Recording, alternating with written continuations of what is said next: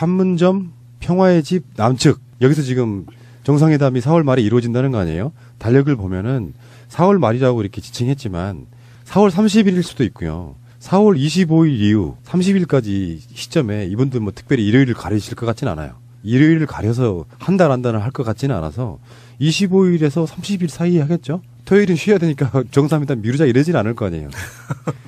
그 정도 여유가 있으면 좋겠네요. 예. 어찌됐건 그날 남북 정상회담이 열리면 어찌됐건 간에 남한 땅을 밟는 북한의 첫 번째 지도자가 되는 거예요.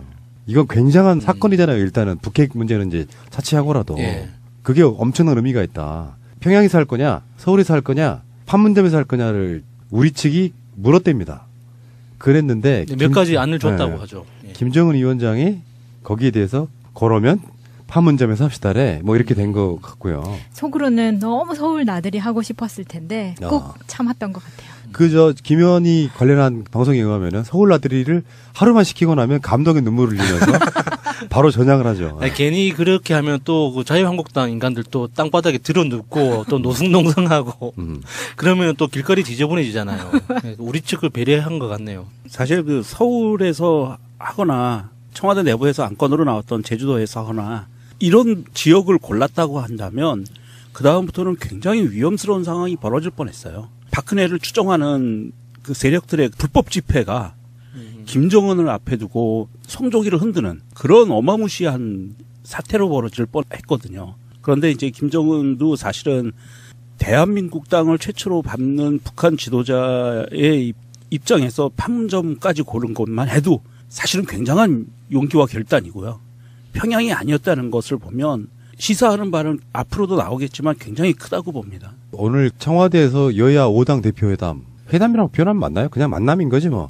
예전에는 좀 권위주의 시대에는 뭐 영수회담, 회담 이렇게 썼는데 요즘에는 그냥 5당 대표와의 청와대 오찬 회동 이렇게 우리끼리 만나는 것도 회동이니까 합의문 같은 거 발표하고 이렇게는 안 하더라고요.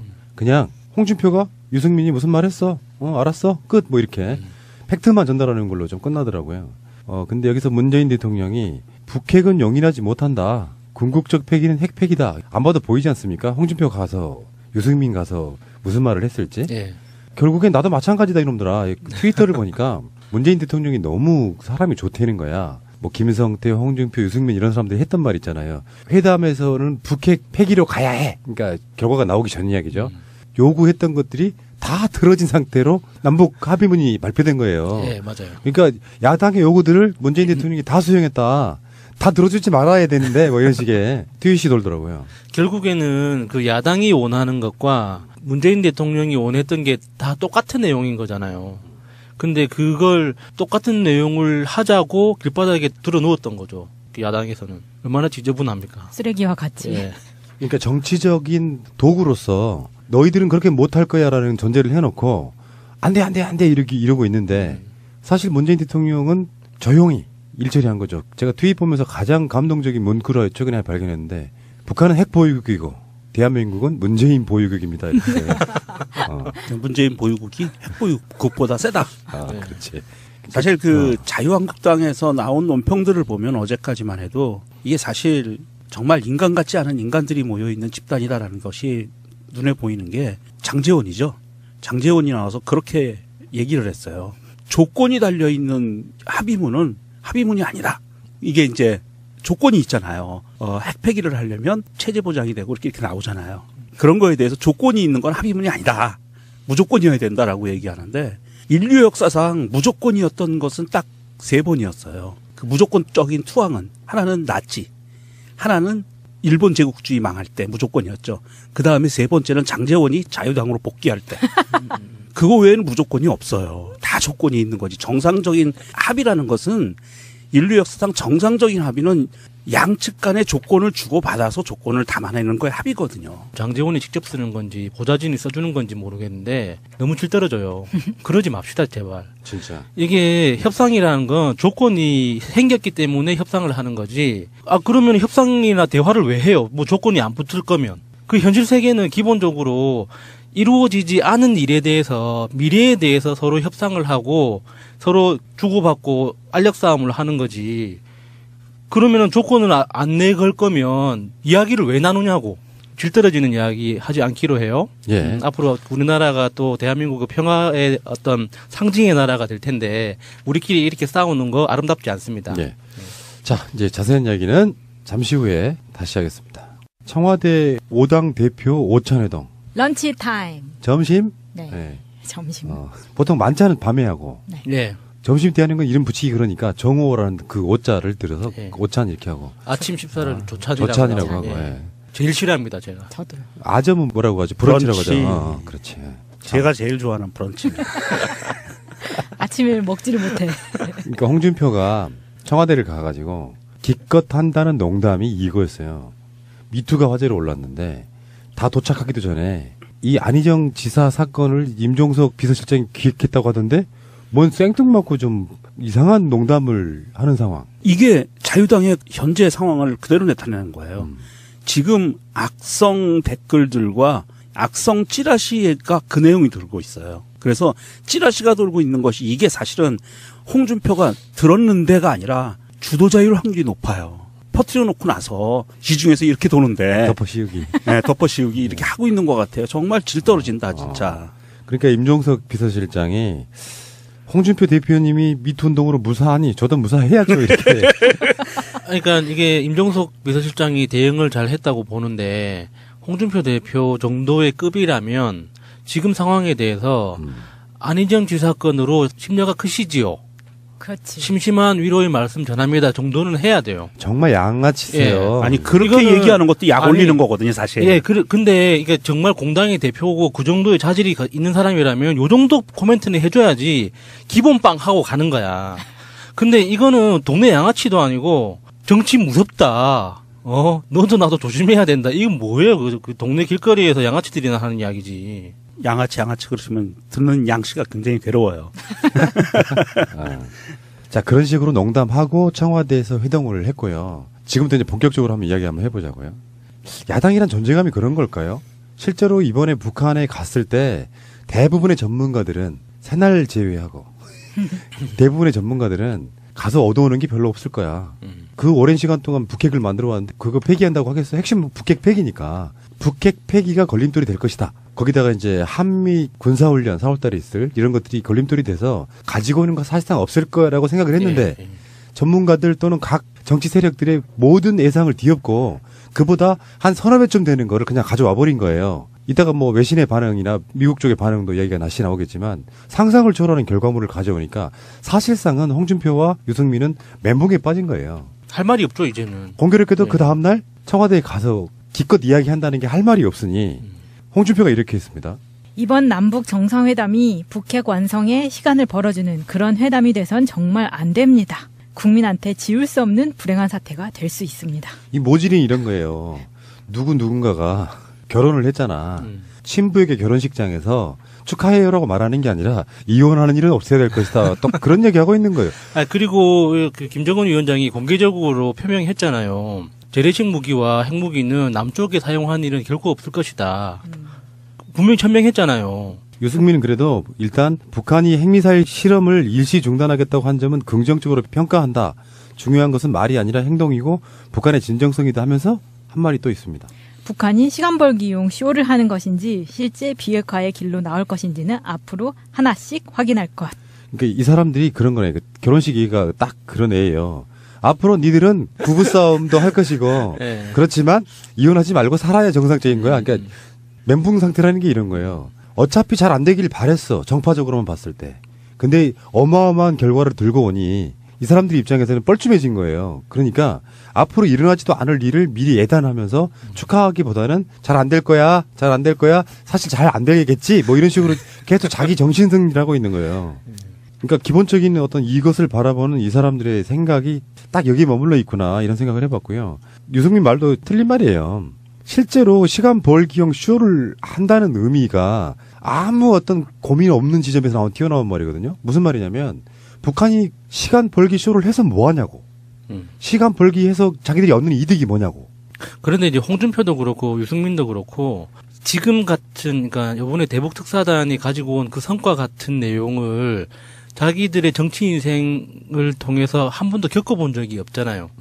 그러니까 지난 10년 동안 이명박근혜 정권을 지나오면서 완전히 망가진, 진짜 땅 밑까지 꺼져버린 그 남북 관계가 거의 2달 남짓 만에 이렇게 다시 그 복원되는 듯한 이렇게 분위기가 될 거라고는 정말 꿈에서도 생각을 못 했을 거예요. 그리고 평창 겨울올림픽 이후에 이 특사단을 파견한다는 그 내용, 한다는 그 소식 자체에서 좀 멘붕이 왔겠지만 1박 2일 만에 이 정도의 성과가 있었다는 건 말씀드렸다시피 이전에 긴밀한 소통이 있었다는 뜻이잖아요. 올림픽 기간 동안 내내 실무선에서 소통이 있었다는 뜻인데 그 소통의 넓이와 깊이와 어떤 그 장기적인 비전 자체가 이 정도일 거라는 건 자기들은 상상할 수 없는 거죠. 그러니까 아무런 준비가 안 된 상태에서 그냥 입을 뻐끔뻐끔 하다 보니까 이런 말 같은 소리가 나왔던 것 뿐이지 아무런 의미가 없는 거죠. 신혼부부가 행복하게 잘 살기를 전혀 바라지 않아. 예. 실제로 이 사람들은요, 만약에 이런 세력들이 정권을 잡았을 경우에는 어떻게 될 것이냐. 사실은 내부 문제를 이용해 먹기 위해서 계속 북한을 자극하는 행태로 갈 거예요. 평화가 오는 게 싫은 거죠. 대신에 이제 민주평화당 조배숙 대표나 정의당 이정미 대표는 완전히 긍정적인 메시지를 사실상 던졌다고 보는 게 맞을 것 같고요. 여기에서 이 사람들이 하는 어떤 행위나 행태를 보면 평화로 가기 위한 세력 간의 바라보는 태도랄까요? 반응이 완전히 싹 갈리는 분위기. 얘네들 사귈 때부터 결혼 안 할 거야 라는 전제로 계속 험담과 악담을 막 하다가 결혼식장까지 왔어 이제. 쟤네 오래 못 가. 계속 이러고 있는 거예요. 그게 멘붕을 그냥 그대로 보여주는 거거든요. 한 번쯤 이건 정말 역사적인 사건입니다. 대통령님 브라보. 해줄 수 있는 여력이 안 되는 병신들 어떻게 하냐 이거. 박근혜는 하지도 못한 거잖아요. 사실. 시도조차 해보지 못한. 어떤 의도가 있냐는 하나도 안 중요하다니까. 북한이 바보예요? 북한 입장에서 어떤 의도가 있냐는 안 중요하다고. 실제로 사람과 사람 사이에 결론적으로는 돈 잘 벌고 부부 사이 좋고 해서 잘 사는 게 목표일 수밖에 없는 건데 그걸 의도로 바라보면 어떤 것도 풀 수가 없는 겁니다. 아까 잘 살겠다는 걸 그 자체를 의도로 바라본다고요? 굉장히 병적으로 들리는데. 핵 보유 자체가 목적일 수가 없잖아요. 그렇죠. 실제로 생각했을 때. 핵은 먹을 수 있는 게 아니에요. 사실 터뜨릴 수 있는 것도 아니야. 그 핵을 통해서 북한이 국제사회에 나오려고 하는 건데 그 상황을 이 사람들은 지금 이렇게 심정적으로 못마땅해 하고 말도 안 돼라고 지금 자기 부정을 하고 있는 겁니다. 그만큼 역사적인 사건이다 이렇게 보시면 될 것 같고요. 그래도 김성태는 이것에 대해서 홍준표와는 좀 약간 다른 반응이었어요. 기대 이상의 전향적인 성과란 점에서 일단 환영할 만하다. 이 사람은 이제 결혼식장 앞에까지 갔기 때문에 잘 살아야 돼. 이런 식의 덕담을 일단 해준 거예요. 하지만 니들 잘못하다 싸우면 이혼한다. 이 정도까지죠. 곳곳에 지뢰가 깔려있다. 오래 못 가. 사실 그 자기들 입장에서 봤을 때는 대한민국에서 평화라는 관념 자체가 없는 사회였거든요. 우리나라는. 그래서 그런 그 사람들 마음속에 숨어 있는 완전 깊이 뿌려박혀 있는 그 불안감, 평화가 아니고 우리는 적과 마주하고 있다는 그 불안감을 근거로 자기들이 기득권을 누려왔단 말이에요. 그러니까 지금 이 벌어지고 있는 이 사태는 자기들한테는 굉장히 생존의 위협의 신호가 되는 거예요.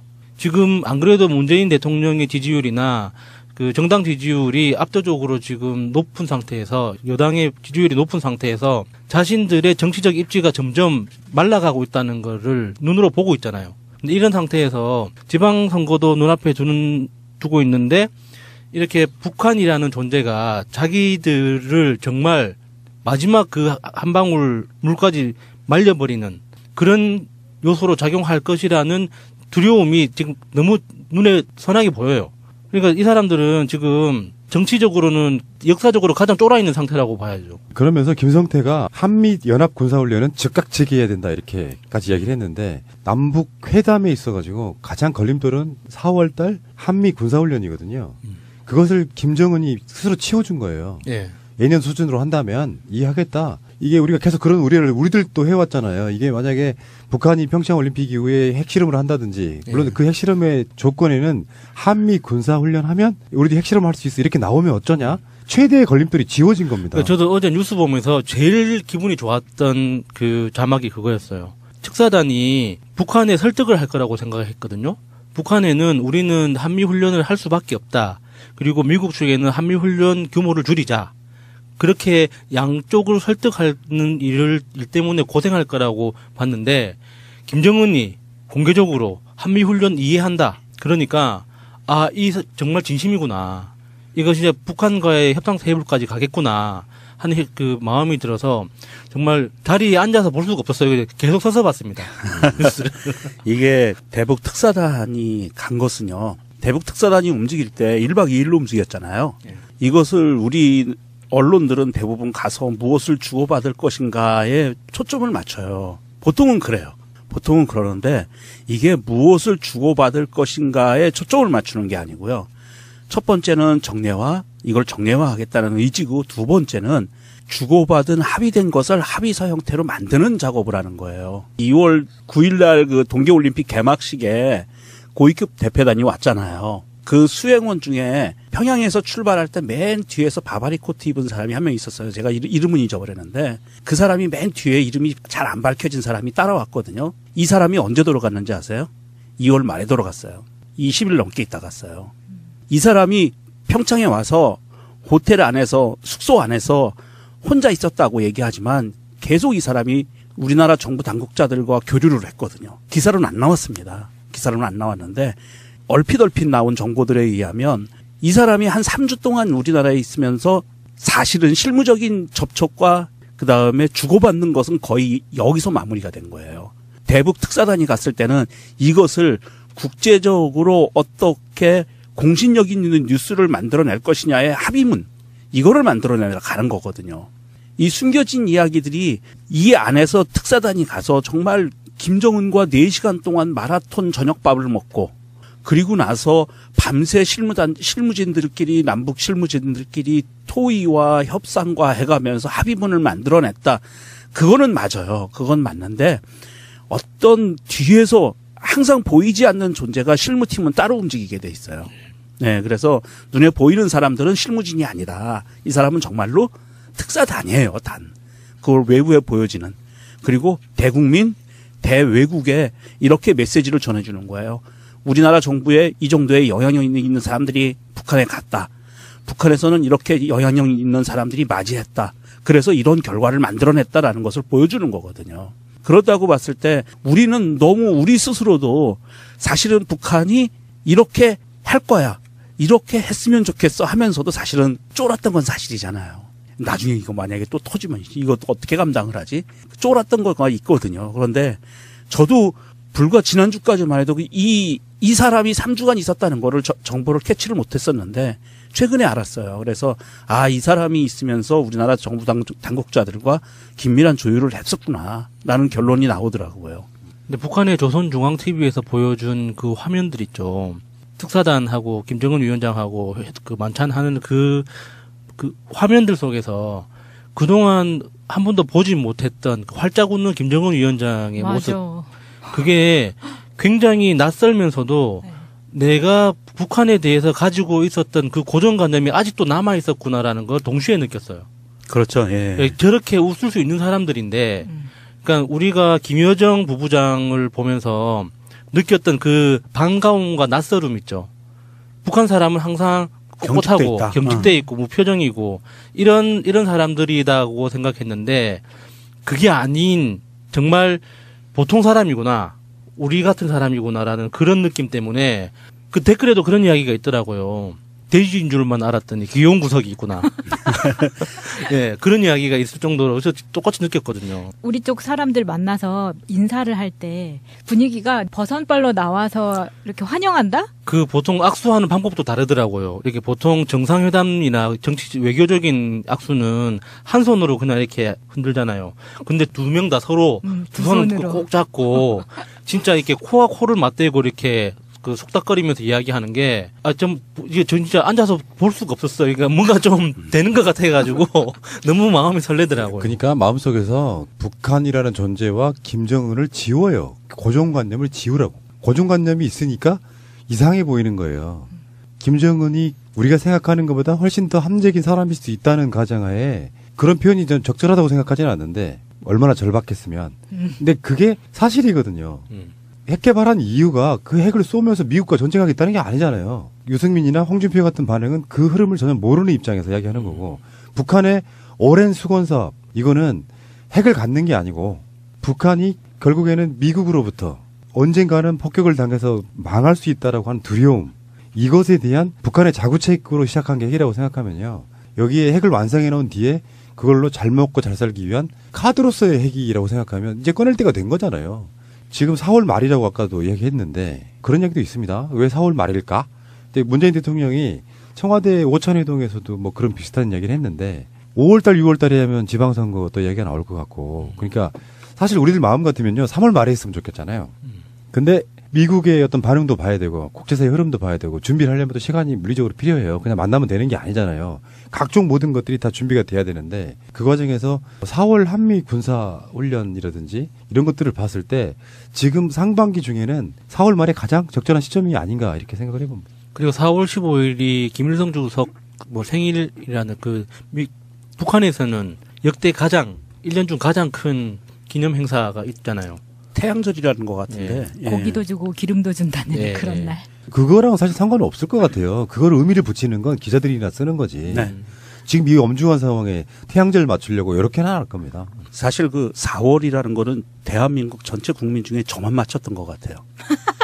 지난주에 제가 4월이라고 얘기했거든요. 예상을 했었는데 아니 그게 왜 그러냐면 제가 김정은의 입장이 되어 보면 어느 정도 답이 나와요. 아까 잠깐 얘기하고 기도했지만 그리고 우리나라 언론에서도 얘기하지만 김정은이 그만큼 다급했다라고 얘기하잖아요. 근데 이게 다급했다라고만 볼 수 있는 게 아니고요. 이 비핵화라는 이 단어는요. 김일성의 유언이에요.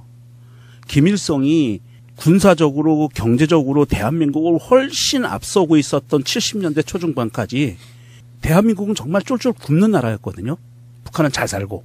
그랬는데 그때 남한을 못 내려온 것이 통일을 힘들었다고 본인 스스로 자책한 것이 미국이 한반도에 놨던 전술핵이에요. 우리나라에 전술핵 무기가 있었어요.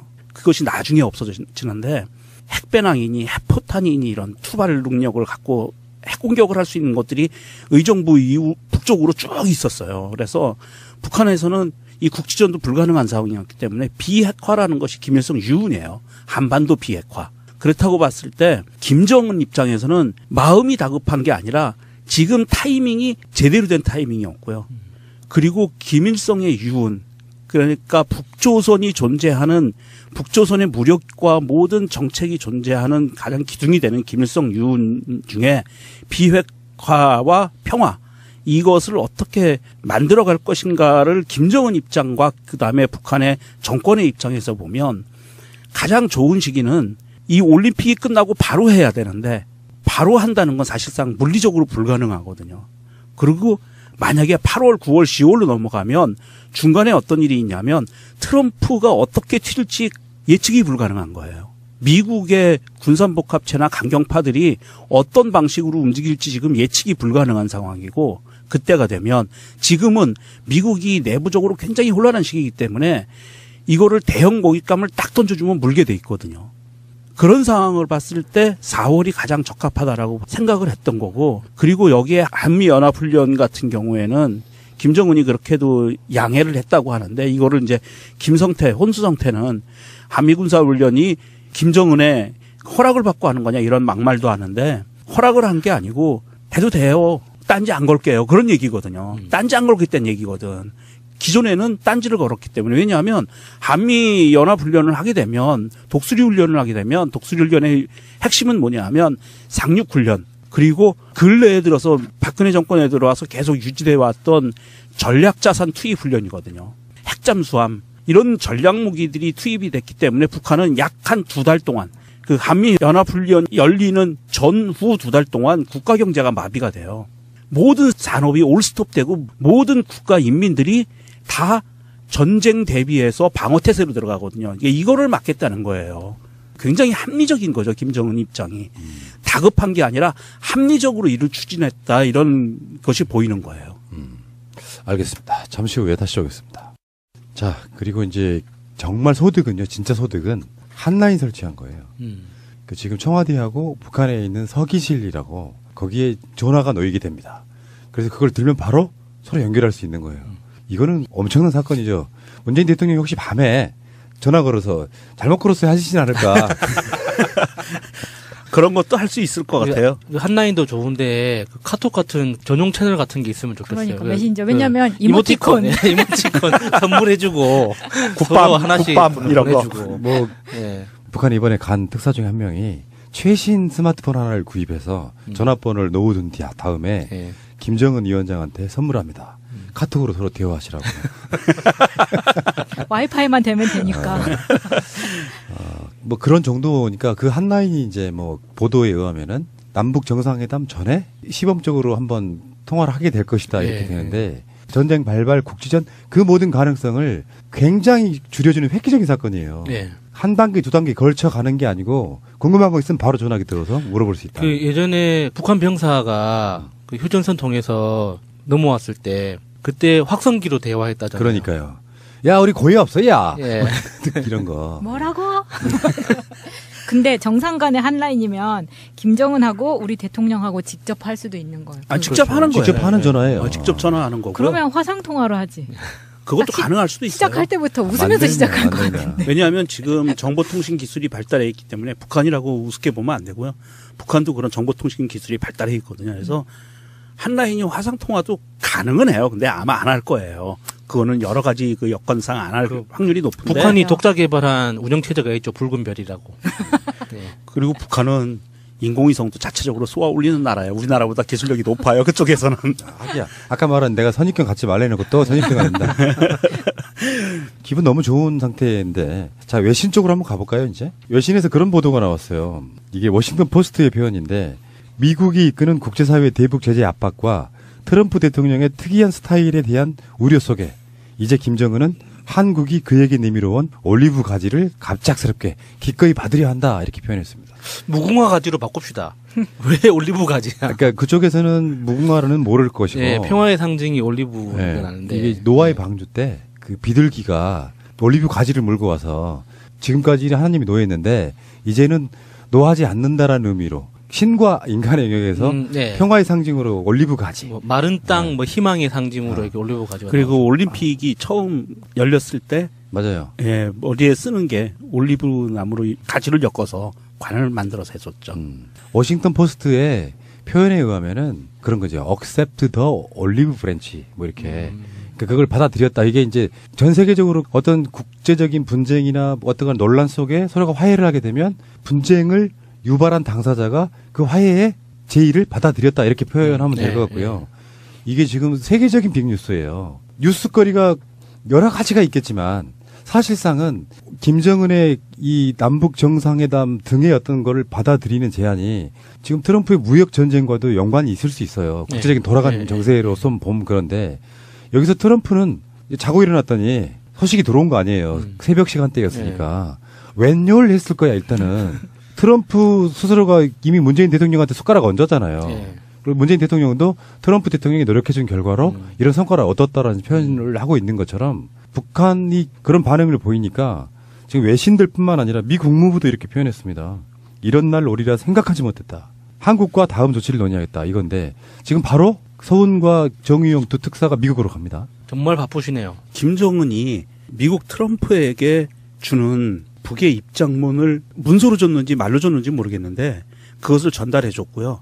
그것을 정의용 실장과 서훈 국정원장이 가서 트럼프 측에게 전달하는 거예요. 문서가 있다고 했어요. 따로 미국에 전달할 문서가 있다. 발표하지 않은 아직 발표하지 않은 트럼프에게만 전하는 특별한 메시지가 있다고. 근데 이게 트럼프 입장에서는 정식 문서처럼 이렇게 꽤 괜찮게 만들어가지고 전달해 주는데 내용은 사실은 이번에 발표한 것을 크게 벗어나지 않을 거 아니에요. 아니면은 이런 거 있잖아. 북한에 관련된 우리가 개방을 하게 되면 차후에 미국에게 어떤 우선권을 준다라든지 이런 식으로 뭔가 제한이 있을 수도 있는 거죠. 한삽 주겠다. 미국이 통상 전쟁을 일으킨 이유가 뭐예요? 미국은 기반되는 사람은 별로 없고 그래서 전쟁 노름을 하다 보니 이제는 전쟁이 일어나지 않아서 미국이 먹거리가 떨어진 상태. 그런 거거든요. 미국한테 새로운 먹거리 주겠다. 이게 이런 내용도 들어있을 수 있다는 거죠. 청와대에서 발표할 내용은 아니잖아요. 이 김정은이 트럼프에게 전달하는 본인의 의중은 사실은 핵심은 한 가지입니다. 트럼프와 미국이 지금까지 수십 년 동안 유지해왔던 전술 전략 그리고 대북 메시지는 한 가지였어요. 의미 있는 전향적인 입장 변화가 나오지 않으면 대화할 수 없다 이거거든요. 무슨 말이냐면 핵 포기를 전제하지 않으면 대화할 수 없다. 풀어 얘기하면 이 말입니다. 그래서 북한이 핵을 포기하지 않는다면 대화의 자리에 나갈 수가 없다. 최근까지 나온 미국의 입장이었어요. 그렇다고 봤을 때 이번 그 남북 정상회담 합의를 하고 김정은이 트럼프에게 본인의 의중을 보냈다는 것은 바꾸어 말하면 많은 수식어가 있겠지만 대화합시다. 그런데 대화의 결과는 내가 핵을 포기할 수 있어요. 대화가 잘 되면 핵을 포기하겠습니다. 라는 문구가 분명히 들어갔을 거예요. 그렇지 않으면 사실은 그런 문서라든지 의중을 보낼 수가 없는 상황이거든요. 그렇죠. 네. 그렇다고 봤을 때 사실은 이게 이제 김정은 입장에서는 공을 뻥 차가지고 트럼프한테 날린 거예요. 이제 트럼프가 이 공을 받아서 어떻게 할 것인가의 숙제만 남은 상황인 거죠. 스매싱. 거기에 북한, 그러니까 김정은 위원장이 이번에 보여주고 싶었던 모습들이 그러니까 국제 정치 무대에 나도 이제 끼워달라는 그 강력한 신호가 있었잖아요. 그러니까 리설주 부인하고 같이 공개석상에 그렇게 드러난 거, 그리고 중앙노동당 당사를 그렇게 공개한 거, 국제사회에 그렇게 투명하게 공개한 게 이번이 처음이라고 하는데 그 자체가 이제 국제 정치와 외교에 나도 들어가겠다라는 일종의 신호탄 같은 거죠. 그러니까 뭐 이런 표현은 좀 자존심 상합니다만 트럼프가 대국의 위험을 보여서 판문점 평화의 집 남측이란 말이에요. 사실은 자기 국경을 한 발짝 벗어나는 거잖아. 예. 한 발짝 우리 쪽으로 넘어오는 거잖아요. 그 행보가 중국도 가고 일본도 가고 러시아도 가고 미국도 가게끔 만들어줘야 돼요. 그러면 진짜 트럼프, 문재인, 김정은 노벨 평화상 받을 수 있다니까. 예, 맞아요. 그 상징성이 주는 미국의 브랜드 가치는 어쩔 거냐고. 지금 광기 어리게 막 무역 전쟁하고 이 상황에서 뭔가 이게 모멘텀이 좀 돼가지고 정상적인 놈 이런 소리 들을 수 있는 절호의 찬스예요. 이거는 김정은이 실제로 계속해서 뭐 우리가 뭐 전쟁 위협을 이야기하지만 김정은이 버팅기면서 계속 말싸움하면서 그렇게 가봐야 트럼프한테 크게 좋을 일이 없죠. 결정적으로 오바마가 하지 못했던 거 딱 크게 한 방 딱 하는 거죠.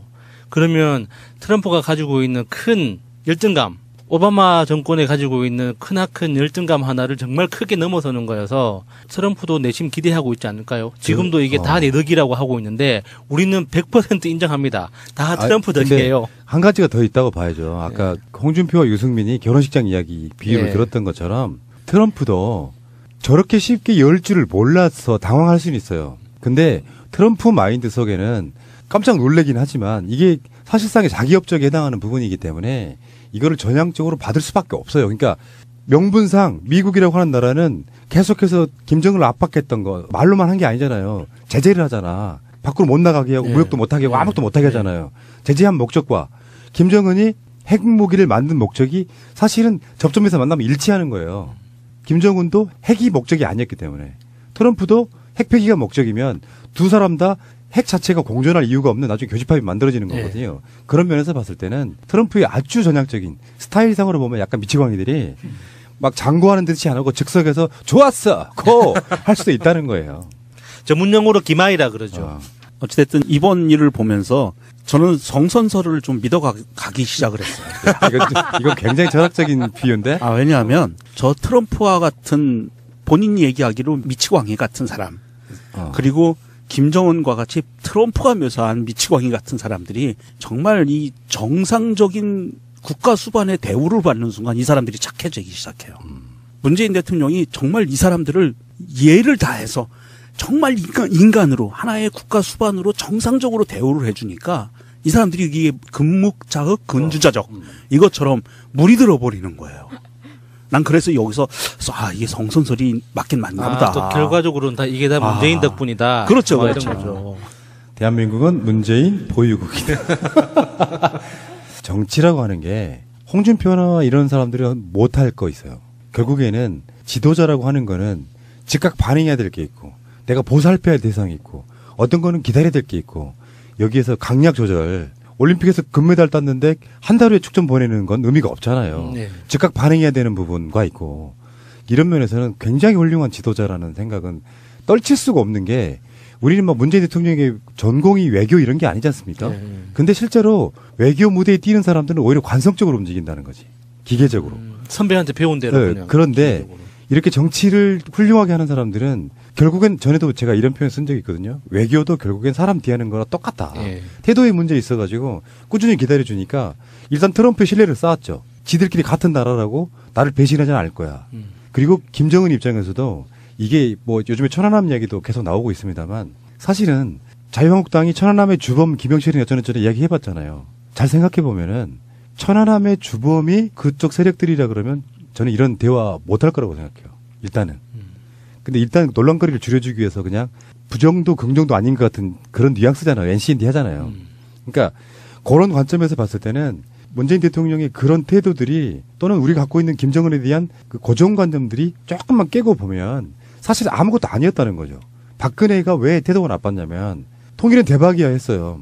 근데 그 통일이 대박이라는 것이 어떤 일방에 의한 서로 간에 결이 없는 상태에서 쟤들은 힘이 없고 작은 나라니까 우리가 그냥 쓸어버릴 거야. 그래서 계속 그 당시 정편들은 북한이 무너진다 했단 말이에요.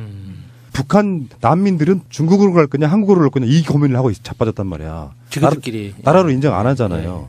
결국에는 그 속내가 무력 통일이었다는 게 드러나잖아요. 무너지면. 그렇게 태도가 나쁜 사람들과 어떻게 대화를 합니까? 아까 천안함 얘기 왜 나왔냐면은 북한 입장에서 그 천안함이라고 하는 것을 빌미로 정말로 양심을 가진 세력이라 그러면 저는 이렇게까지 못 나온다고 보거든요. 북한을 천안함 폭침 세력으로 보지 않고 북한도 그쪽 부분에 대한 당당함 때문에 김영철을 내보낸 거라고 생각해요. 그러니까 지금 현재 자유한국당의 멘붕은 이런 지점이랑 좀 맥락이 다 있다고 봐요. 그래서 만약에 왕래가 되고 이제 뭐 어떤 그 남북 간의 정상회담에서 일종의 협약 같은 게 만들어지면 결국에는 천안함 재조사 해야 되죠. 지금 현재 초반이기 때문에 다른 논란거리를 만들지 않기 위해서 그냥 NCND 하는 거라니까요. 예. 그런 측면이라고 봅니다. 그런데 이 와중에 정청래 의원의 통찰력이 하나 빛난 사건이 있었는데 거의 작두 타신 거죠. 네. 예. 그중에 제일 제 기억에 남는 게 TBS 방송 나가가지고 정청래 의원이 이런 말을 했어요. 결과가 나오기 전에 한 얘기예요. 김정은 위원장 본인이 직접 비핵화하겠다는 말을 할 수 없다면 김일성 주석의 유언을 들어서 말할 수 있을 것. 딱 정확하게 맞았고요. 우리가 뭐 대단한 통찰력이 있어서가 아니라 명정님도 아까 그 4월달 맞추신 것처럼 저는 이번 회담의 사실상의 키는 모멘텀 가장 중요한 전환점은 김여정이었다고 봐요. 김여정이 내려오면서 우리가 예상했던 건 맞아요. 제목처럼. 예, 핵은 북한한테 필요 없는 거죠. 그래서 어떤 상황만 갖추어지면 언제든지 포기할 용의가 있다는 전제가 있기 때문에 김여정을 보냈다. 그 말씀이었잖아요. 그러니까 무슨 통찰력 때문에 그런 게 아니라 네. 북에 대한 이해가 조금만 있으면 핵 쥐고 뭔가 하지 않을 거야. 내가 열심히 칼을 갈았단 말이야. 그 칼이 사람을 죽이는 게 불법이라면 상대방이 쫄기하는 목적이 칼이지 그 사람을 찌르는 게 칼이 아니라는 뜻이에요. 그리고 김진양 교수님이 몇 번이고 말씀하셨지만 우리는 일단 북맹이에요. 북에 대해서 사실 너무 심각할 정도로 몰라요. 그래서 지금 홍광철 님이나 김진양 교수님이 이렇게 방송에 나오셔서 말씀을 해주시는 그거에 대해서 우리는 아직까지 학습이 제대로 안 돼 있거든요. 그래서 우리는 이 세계를 반쪽만 보고 있는 거예요. 우리가 아무리 해외 자유화 여행이 됐다고 해도 못 가는 곳이 있거든요. 그걸 이상하게 생각하지 않는 것 자체가 우리가 비정상인 거예요. 그래서 이 지금 평화에 대한 가능성이 지금 열리고 있는 이때, 저는 그 뉴스가 끝나는 순간. 잠깐만요. 맞춰볼까요? 예. 북한은 자전거 타고 가려고 그러죠. 예, 맞아요. 예, 맞아요. 이거, 자전거 타고 백두산까지 한번 가야겠다라는 생각에 바로 운동을 하러 나갔습니다. 저는 북한에 가서 북한의 그 트레킹 코스를 개발하고 싶어요.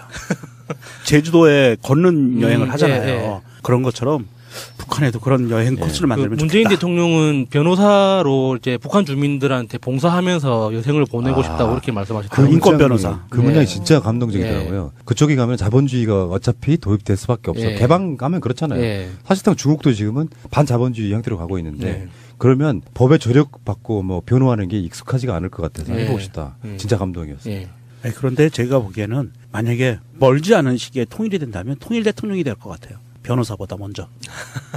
대한민국의 루즈벨트 되나요? 남북 간에 있어가지고 가장 중요한 건 신뢰란 말이 그냥 뭐 정평 같은 데서 하다못해 신뢰 이야기 하잖아요.